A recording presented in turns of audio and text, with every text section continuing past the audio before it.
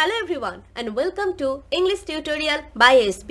I am Staboni, your online English guide. আজকের ক্লাসে আমরা ক্লাস 12 এর রাস্কিন বন্ডের লেখা দ্য আইস হ্যাবিট এই প্রোজটা পড়ব। এটা আমাদের আইস হ্যাবিটের ওপর সেকেন্ড ভিডিও। এর আগের ভিডিওতে আমরা হাফ পোর্শন অবধি এই প্রোজটাকে পড়েছি, লাইন বাই লাইন খুঁটিয়ে মানে জেনেছি, অচেনা ওয়ার্ডসগুলোকে চিনেছি, তারও মানে জেনেছি, আর ইম্পর্টেন্ট লাইন্সগুলো মার্ক করেছি, যেখান থেকে তোমাদের সাধারণত কোয়েশ্চেন্স আসে। আজকের ভিডিওতে আমরা বাকি পোর্শনটা করব, লাইন বাই লাইন খুঁটিয়ে মানে জানবো, কঠিন ওয়ার্ডসগুলোকে চিনবো, তারও মানে জানবো, আর ইম্পর্টেন্ট লাইন্সগুলোকে মার্ক করব। তাহলে চলো, লেটস স্টার্ট দ্য ভিডিও। আগের ভিডিওটাতে আমি যতদূর পর্যন্ত গল্পটা পড়েছি তার ব্রিফ সামারি একটু তোমাদের করে দিচ্ছি, তাহলে তোমাদের কন্টিনিউয়েশনটা খুব ভালো করে বুঝতে পারবে। গল্পটা আমরা দেখতে পেয়েছি যে ন্যারেটর তিনি ছিলেন সম্পূর্ণ অন্ধ এবং তিনি ট্রেনে করে মুসৌরি অবধি যাচ্ছিলেন। তার যাত্রাকালে তিনি রোহানা নামে একটি স্টেশনে দাঁড়িয়েছিল তার ট্রেনটা, এবং সেইখানে একটি মেয়ে ওনার কম্পার্টমেন্টে ওঠেন এবং তারপর ন্যারেটরের সাথে মেয়েটির একটি কথোপকথন শুরু হয়, যে কথোপকথনের মধ্যে দিয়ে ন্যারেটর জানতে পারেন যে মেয়েটি দেহরা অবধি যাবেন, এবং ন্যারেটর ঠিক করে নিয়েছিলেন যে এই দেহরা পর্যন্ত তিনি এমন একটা ভান করবেন, এমন প্রিটেন্ড করবেন যে তিনি দেখতে পান, এবং তিনি যে অন্ধ সেটা কোনোভাবেই যাতে ওই মেয়েটি জানতে না পারে। এটা হলো যতদূর পর্যন্ত আমরা গল্পটা পড়েছি তার সামারি, কিন্তু তবুও আমি ডেসক্রিপশন বক্সে ভিডিওটার লিঙ্ক দিচ্ছি, অবশ্যই তোমরা ভিডিওটা দেখে নেবে যারা দেখোনি এখনো পর্যন্ত, তাহলে তোমরা লাইন বাই লাইন খুব ভালো করে মানে জানতে পারবে এবং কঠিন ওয়ার্ডসগুলোরও মানে জানতে পারবে, তার পাশাপাশি ইম্পর্টেন্ট লাইন্সগুলোকে মার্ক করতে পারবে। ওকে, তাহলে এবার আমরা পরের পোর্শনগুলো পড়া শুরু করি। আমরা এই ফ্ল্যাশিং বাই অবধি আগের ভিডিওটাতে পড়েছিলাম। চলো নেক্সট লাইনটা দেখি। Have you noticed I ventured. Ventured মানে হচ্ছে সাহস করে কিছু বলা। আমি সাহস করে বললাম, এখানে আমিটা হচ্ছে ন্যারেটর, আমি সাহস করে বললাম। আপনি কি লক্ষ্য করেছেন? নোটিস মানে হচ্ছে লক্ষ্য করা। That the trees seem to be moving, যে দেখে মনে হচ্ছে গাছগুলো চলছে, চলমান। while we seem to be standing still, যেখানে আমাদেরকে দেখে মনে হচ্ছে আমরা স্থির হয়ে দাঁড়িয়ে আছি। স্টিল মানে হচ্ছে স্থির হয়ে থাকা। that always happens, she said, সে বলল এরকমটা সবসময়ই হয়। do you see any animals, আপনি কি কোনো জীবজন্তু দেখলেন? no, I answered quite confidently. Confidence মানে কি? আস্থা, বিশ্বাস। আমি কিছুটা বিশ্বাসের সাথে বললাম না। আই নিউ দ্যাট, আমি জানতাম যে there were hardly any animals left in the forest near Dehra.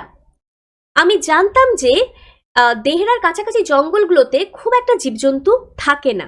Hardly মনে হচ্ছে খুব একটা নয়, প্রায় নেই বললেই চলে, এইরকম। নেক্সট লাইন দেখো। I turned from the window, আমি উইন্ডো থেকে, জানলার দিক থেকে ঘুরে বসলাম। and faced the girl, মেয়েটির মুখোমুখি হলাম, সামনাসামনি হলাম। and for a while মানে হচ্ছে কিছুক্ষণের জন্য, we sat in silence, আমরা চুপ করে নিস্তব্ধ হয়ে বসে রইলাম। you have an interesting face, I remarked, আমি মন্তব্য করলাম, আপনার মুখটা বেশ আকর্ষণীয়। I was becoming quite daring, daring মানে হচ্ছে সাহসী, আমি কিছুটা সাহসী হয়ে উঠেছিলাম। But it was a safe remark, কিন্তু এটা একটা নিরাপদ মন্তব্য ছিল, মানে এটা কোনো রকম হার্স মন্তব্য না, কোনো একটা হার্মলেস একটা comment. Few girls can resist flattery, কিছু সংখ্যকই মেয়েরা এই তোষামোদকে বাধা দিতে পারে। ফ্ল্যাটারি মানে হচ্ছে তোষামোদ করা, আর রেজিস্ট মানে হচ্ছে বাধা দেওয়া। শি লাফড প্লিজেন্টলি, সে আনন্দের সাথে হেসে উঠল। আ ক্লিয়ার রিঙ্গিং লাফ, একটা স্পষ্ট ধ্বনিত হাসি। It is nice to be told I have an interesting face, এটা খুব বলা ভালো যে আমার মুখটা বেশ আকর্ষণীয়। I am tired of people telling me I have a pretty face, লোকের মুখে শুনতে শুনতে আমি টায়ার্ড হয়ে গেছি যে আমার মুখটা সুন্দর। Oh, so you do have a pretty face, thought I. আমি ভাবলাম তাহলে তুমি নিশ্চয়ই দেখতে ভালো। অ্যান্ড অ্যালাউড আই সেড, এবং আমি জোরে বললাম, well, an interesting face can also be pretty. ভালো, কিন্তু একটা সুন্দর মুখও আকর্ষণীয় হতে পারে। Next page. You are a very gallant young man, she said. সে বলল, আপনি একজন ভীষণ দুঃসাহসিক যুবক। গ্যালান্ট মানে হচ্ছে দুঃসাহসিক যুবক। But why are you so serious, কিন্তু আপনি এত গুরুগম্ভীর কেন, এত গম্ভীর কেন? আই থট দেন, তখন আমি ভাবলাম, I would try to laugh for her, আমি তার জন্য হাসার চেষ্টা করব। But the thought of laughter, কিন্তু এই হাসির চিন্তাটাই only made me feel troubled, আমাকে বিব্রত করে ফেলে, আমাকে সমস্যায় ফেলে দেয়। অ্যান্ড লোনলি, এবং একা করে দেয়। We will soon B at your station, I said. আমি বললাম, আমরা খুব তাড়াতাড়ি তোমার স্টেশনে পৌঁছে যাব। মানে মেয়েটি যে স্টেশনে নামবে দেহরাতে পৌঁছে যাবে। Thank goodness it is a short journey. ভগবানের অসীম কৃপা বা ভগবান আমায় রক্ষা করেছেন, এটা একটা ছোট্ট যাত্রা ছিল। জার্নি মানে যাত্রা, সফর। I can't bear to sit in a train for more than 2 or 3 hours. 2-3 ঘন্টার বেশি আমি ট্রেনে একদমই বসতে পারি না। বিয়ার মানে হচ্ছে সহ্য করা, মানে মেয়েটি সহ্য করতে পারে না। Yet I was prepared to sit there for almost any length of time. তবে আমি প্রিপেয়ার মানে তৈরি ছিলাম প্রায় দীর্ঘ সময় পর্যন্ত বসে থাকতে।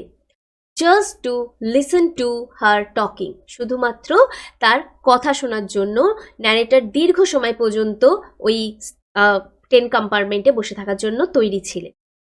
Her voice had the sparkle of a mountain stream, তার গলার স্বরের মধ্যে একটা পাহাড়ি নদীর প্রাণোচ্ছল্লতা ছিল।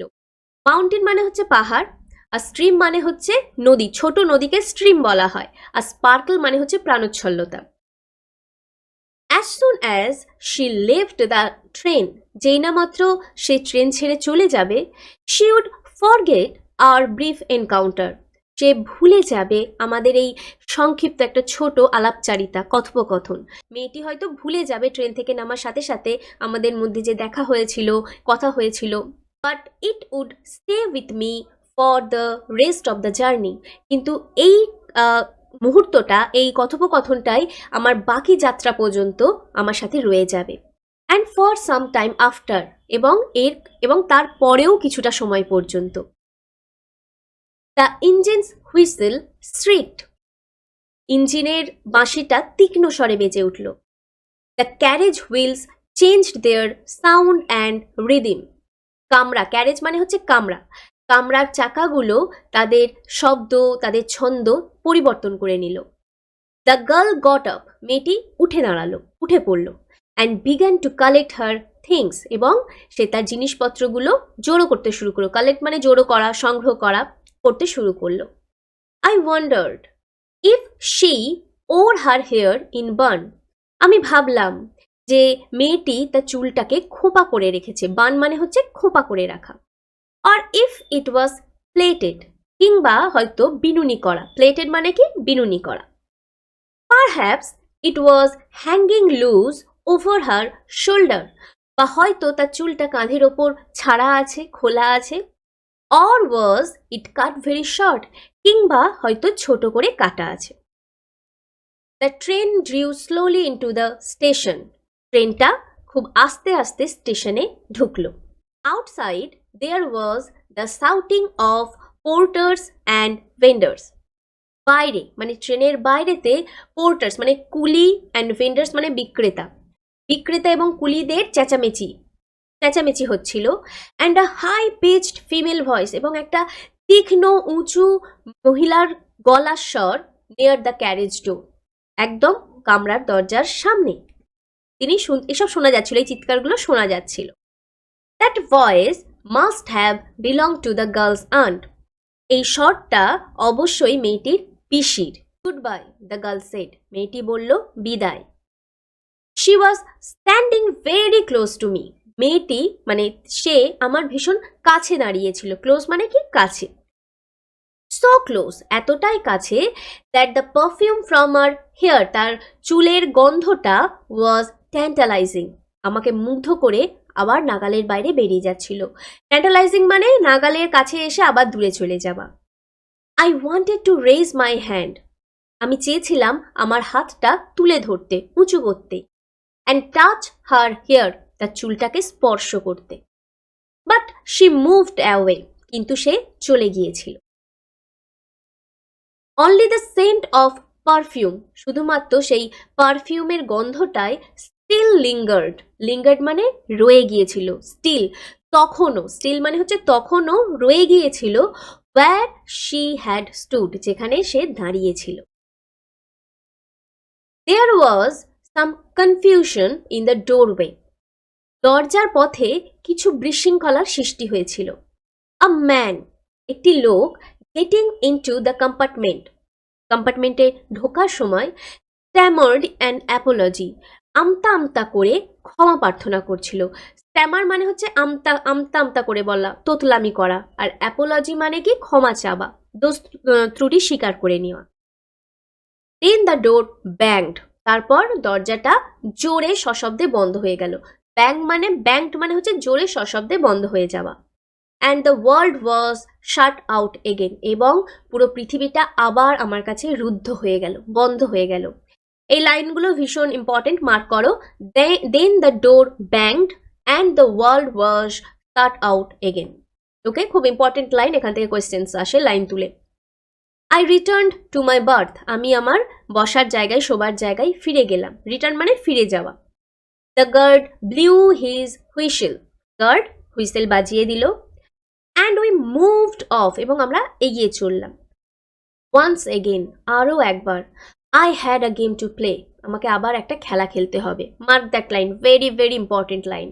And a new fellow traveller এবং একটি নতুন পথ সহযাত্রী মানে নারেটারকে আবার এই অন্ধ হয়েও দেখতে পাওয়ার ভানটা করতে হবে। So it's a very important line. I had a game to play and a new fellow traveler. Okay? চলো নেক্সট প্যারা।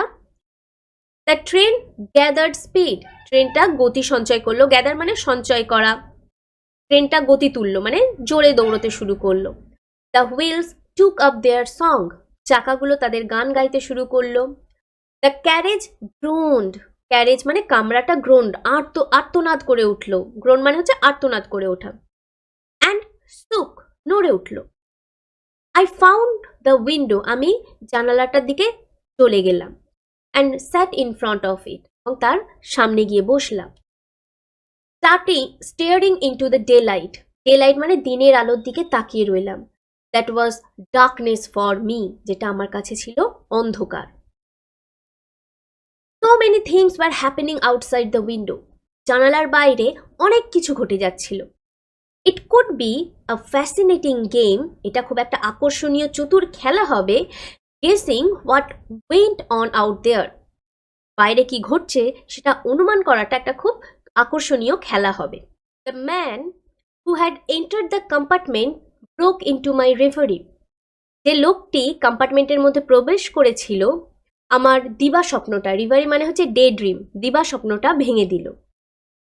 You must be disappointed he said সে বলল তুমি অবশ্যই হতাশ হবে। ডিসঅ্যাপয়েন্ট মানে কি হতাশ হওয়া।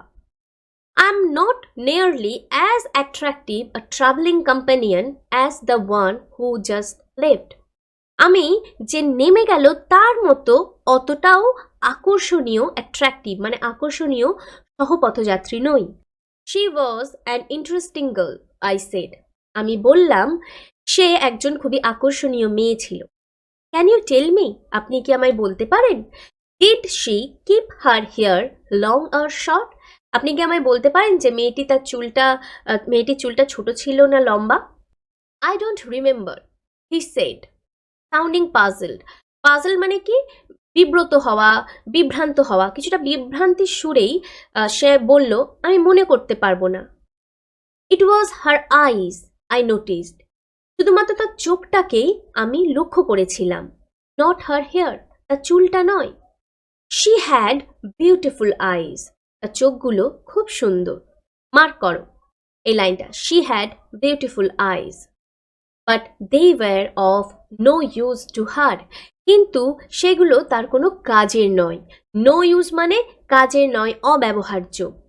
শি ওয়াজ কমপ্লিটলি ব্লাইন্ড, সে ছিল সম্পূর্ণ অন্ধ।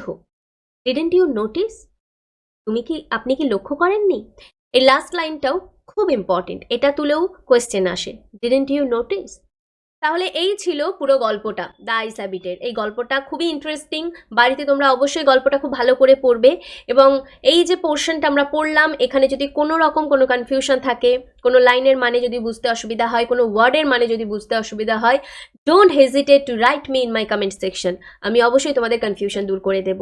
এবং এখান পর্যন্তই আজকে থাকলেও এর পরের ভিডিওতে আমরা এই প্রোজ রিলেটেড কিছু কোয়েশ্চেন আনসার আলোচনা করব, যেটা তোমাদের অবশ্যই হেল্প করবে। So that's all for today. If you like this video, don't forget to hit the like button. আর এই ভিডিওটা তোমাদের বন্ধুদের সাথে ভীষণ রকমভাবে শেয়ার করো, যাদেরকে তোমাদের মনে হয় যে তাদের হেল্প হবে। Thank you for watching. See you in our next video. Till then, keep practicing and keep learning.